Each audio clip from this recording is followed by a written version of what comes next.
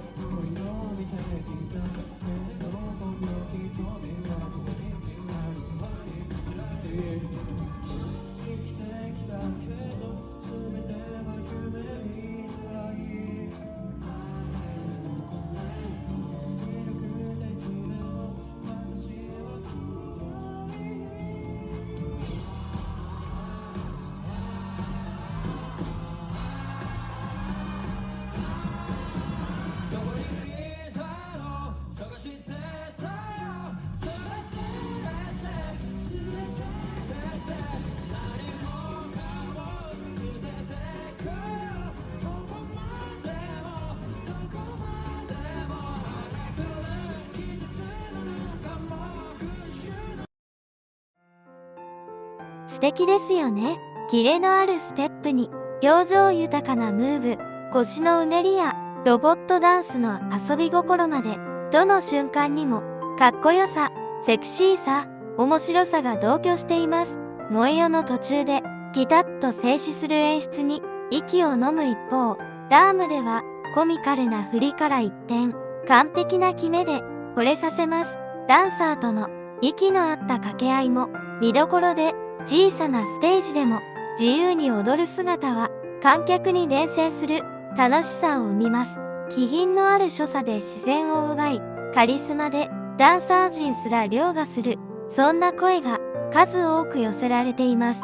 では、聞いているだけでも癒されるファンの感動コメントを一覧でどうぞ。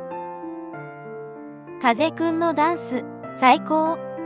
かっこいいのか、おもろいのか、かわちいのか、わからなくなってきた。かっこいいわ、セクシーだわ、おもろいわ、もう最高の風全部入りの I need you back。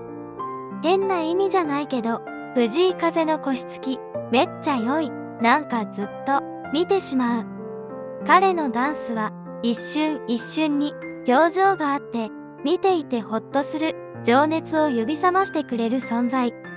セクシーなダンスがいやらしくならないのは風様とマイケルだけ。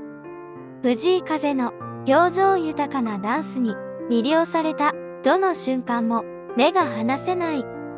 今回のコンサートは本当にハイインパクトでダンスムーブも多かったし、超暑い熱帯気候の中で彼は疲れ切ったのではと思うけど大丈夫かな。あの気温の中でパフォーマンスするなんて想像を絶します。しかも以前よりダンスをたくさん取り入れているんだから。とにかく藤井風の色気にやられまくり。私たちも早くライブに行きたい。もう熱狂して踊りまくる自分しか浮かんでこん。ダンスもこれまでとは違った凝ったものになっていて、一言で言うならとにかくかっこいい。強いて言えば風さんのダンスに磨きがかかって今までで一番優美でセクシーだった。かっこよかった。風さんのダンスの凄さにもびっくり。ダンサーさんは当然ながらめちゃくちゃかっこよくて、風さんとの息もぴったり。キラリ、燃えよ、青春病のダンスパフォーマンスが素敵だった。その中でも今回は燃えよがダントツかっこよかった。曲の途中静止する演出も最高。ダンサーさんたちとの掛け合い最高。風くんも楽しそうで、見てるこっちまで笑顔になった。ダムの曲中に入るコミカルな振り付けと変顔に爆笑。でもその後の決めが完璧で惚れる。ロンドン公演は純粋に魔法のようだった。あの小さなステージで自由に踊る姿は伝染するような楽しさだった。ダンサーたちも素晴らしかったけど、彼はカリスマ性でそれ以上に輝いていた。彼から目を離せなかった。恥ずかしがってちゃダメだよと、彼はダンスしながら笑顔で語り、観客もずっと一緒に体を揺らしていた。キリがないからでは、サングラスをつけたダンサーとロボットダンスをフィーチャー。ここまでがダンス関連でした。その2、観客参加&一体感。次は、観客参加と一体感についてです。言葉がわからなくても、2回目のサビでは一緒に歌える。祭りでは何万人もの観客が一斉に踊り、鳥肌が立つほどの一体感が生まれます。恥ずかしがってちゃダメ。と、笑顔で促されれば、会場全体が自然に体を揺らす巨大スタジアムなのに、まるで友達の家のリビングのように、フレンドリーで誰もが主役になれる空気が広がります。炎天下のフェスでも観客を踊らせるステージプレゼンス。そんな体感報告が相次いでいます。では、ファンレビューをどうぞ。日本語はわからなかったけど、2番のサビでは一緒に歌ってた。ソールドアウトのタブナークルの会場は大熱狂。藤井風がまるでみんなを一つのミュージックビデオの中にいるかのように踊らせてくれた昨夜。日本語がわからなくても一緒に歌った。祭りで会場のみんなが一緒に踊るのを見て鳥肌が立った。燃えよでは本当に会場が燃えてました。笑い。この距離感だとマジで熱い。会場のボルテージも上がり、本当に最高に楽しい空間でした。バテイストの曲で最高にかっこいいとはすごすぎる。そして皆さん祭りのダンスを踊りながら楽しい時間は残念ながら終わってしまいました。7万人が一斉に踊る祭りは圧巻。会場全体が一つになって本当にお祭り騒ぎだった。藤井風さんのライブは観客みんなが主役、みんなが肯定されて幸せを分かち合える空間だと改めて感じた。藤井風は観客との距離がゼロ、みんな友達みたいに感じるライブだった。藤井風のステージプレゼンスは凄まじい。炎天下でも私たち全員を踊らせてくれた。シカゴのフェス、現地の人が日本語で一緒に歌ってて鳥肌。愛は言葉を超えるんだね。会場全体が風さんのピアノに合わせて手を叩き、体を揺らして、まるでスピリチュアルな体験だった。8万人の前であんなに自然体で踊れるなんて、恥ずかしがってちゃダメって笑顔で言う彼に、体が勝手に揺れた。You can't be shy、恥ずかしがってちゃダメだよ、と、笑顔で語りながら踊る彼に、オーディエンスも一体となって、体を揺らしていた。風のライブって、俺を見ろ的なパフォーマンスじゃなくて、観客みんなが主役になって、みんなが肯定されて、みんなが幸せを分かち合う空間なんだよな、と改めて感じる。バンコク公演で、藤井風は私たちを家族みたいに感じさせてくれた。愛と楽しさがいっぱいだった。ライブ2日間で14万人の笑顔を作った藤井風は本物のエンターテイナー。その3、歌声、演奏、演出。最後は歌声と演奏、演出についてです。滝のように流れるピアノにサックスを織り交ぜ、時にショルダーキーボードで炸裂。雨の中、後方からサックスを吹きながら現れる粋な登場。映像と照明と特攻が物語のように展開し、上層席にも力強く届く歌声が空間を包みます。花の祈りを帯びた声色に胸が震え、グレースのメロディーに涙がにじむ。マイケル・ジャクソンへのオマージュとも言われる静止は会場の熱を一段と高め、次の曲へとつなぐ劇的な間を生みます。全編を通して音、ダンス、映像が総合芸術として融合している、そんな評価が目立ちます。では、ファンの声をどうぞ。あんなところに小物を置いて、とっさに使わないと判断。隅々まで気を回すって、本当すごい。藤井風のライブを見終わったところだけど、とにかくすごかった。彼は観客の盛り上げ方を本当によくわかっていて、みんなを興奮させて歌わせていた。間違いなく彼の声は最高だ。初めてライブに参加しました。藤井風さんの独特な話し方のテンポと歌声が最高でした。カメラワークも素晴らしくて、ピアノの手元まで見られたのが嬉しかったです。ミュージックアワーズジャパン2025の満ちてゆく、ただただ天国、藤井風とピアノの世界観が最高だった。ライブ全体としての演出レベルも各段に進化している。そして今回はバンドメンバーに加え、コーラスも2名追加され、ダンサーも従えてのステージとなって、演奏とパフォーマンスにも厚みが出ている。まさに音楽的才能の塊である。藤井風の登場シーンも含め、演出が粋で見事だった。3年前の無観客ライブを回収するかのように、7万人に囲まれてピアノ弾き語りを始めるサプライズ演出は感無量だった。グレースのメロディーが感動的すぎて冒頭から涙が出そうになった。彼は全20曲を全力投球するので、アンコールがなくても物足りなさは全くない。3年前の無観客ライブから今回の有観客ライブへ、風さんが帰ってきたって感じで感動した。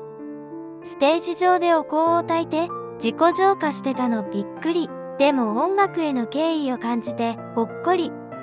映像演出も凝ってて、ステージが一つの物語みたいだった。藤井風のライブは芸術だね。500レベルの上層席でも音の響きがすごかった。低音が少し大きかったけど、それでも藤井風さんの声は力強く届いた。ステージ上での彼の仕草一つ一つが美しくて神々しかった。同じ人間とは思えないほど。花の生歌唱、声に祈りがにじんでいて鳥肌立った。ライブ序盤でもう深く引き込まれた。まさか66秒間も静止するとは。あの MJ オマージュには痺れたし、歓声がどんどん大きくなる瞬間に鳥肌。藤井風くん、マイケル・ジャクソンの伝説の静止シーン、再現した。失神者は出なかったけど笑い。あの緊張感はすごかった。鍵盤の滝のような旋律に、サックスが絡む極上セット。ローリングストーン氏がそう書いてたけど、本当にその通り。風くんは、一切楽譜を見ないで、16曲をリズミカルな巧みな演奏、そして力強い歌声で観客を魅了した。藤井風のステージは、音楽、ダンス、照明、映像、すべてが融合した総合芸術、心を震わされっぱなしだった。プロフェッショナルたちの総力を結集ってレビューにあったけど、本当にその通り。あのライブはチーム全員の愛の結晶だね。日本で最初の2枚のアルバムをチャート席巻した藤井風は3枚目プリマを控えたロラパルーザ初出演のステージで、その理由を存分に示してみせた。生粋のバーチュオーゾらしく、滝のようなピアノの旋律にサックスソロを織り交ぜ、優雅にダンスしながら観客席とステージを自由に行き来した。鍵盤で滝のように流れる旋律を奏でる一方、優雅なダンスで観客とステージを自在に行き来した。まるでミュージカルのような壮大なエンターテインメント空間が日産スタジアムに現れ、そして藤井風の歌とダンスを受けて、自然と会場全体から大きな手拍子が巻き起こる。曲のラスト、藤井風が決めポーズのまま、微動だにしない時間が長く続き、マイケル・ジャクソンへのオマージュだろうか、次第に観客の歓声と拍手が重なっていき、会場の高揚感が高まりきった瞬間、ライブ初披露となる花へ、完璧。アウトロでは、ショルダーキーボードでソロプレイを炸裂させ、会場全体から並々ならぬ歓声と拍手が巻き起こった。歌、バンド演奏、ダンス、映像、照明、特攻、プロフェッショナルたちの総力を結集した総合芸術を前に何度も強く心を動かされた。彼のライブパフォーマンスは万全ではなかったかもしれない。でも注目すべきは日産スタジアム2日目は猛暑で、彼はパフォーマンスにダンスを取り入れ、スタジアム内を自転車で走り回ったんです。決して楽ではない。それでも彼は全力を尽くして見せてくれました。天候、激しいダンス、準備で失ったであろう睡眠、いろいろ重なって彼には相当ハードだったと思います。一人のソロアーティストで頼れる相手もいない中、それでも彼は大半の曲をバックトラックなしでやり遂げました。自由すぎる藤井風さん、さよならベーベを歌いながらチャリに乗り熱唱。可愛すぎる。そしてかっこよすぎる。前編は以上です。いかがでしたでしょうか。ダンスのキレと遊び心、観客と生まれる圧倒的な一体感、胸を震わせる歌と演出。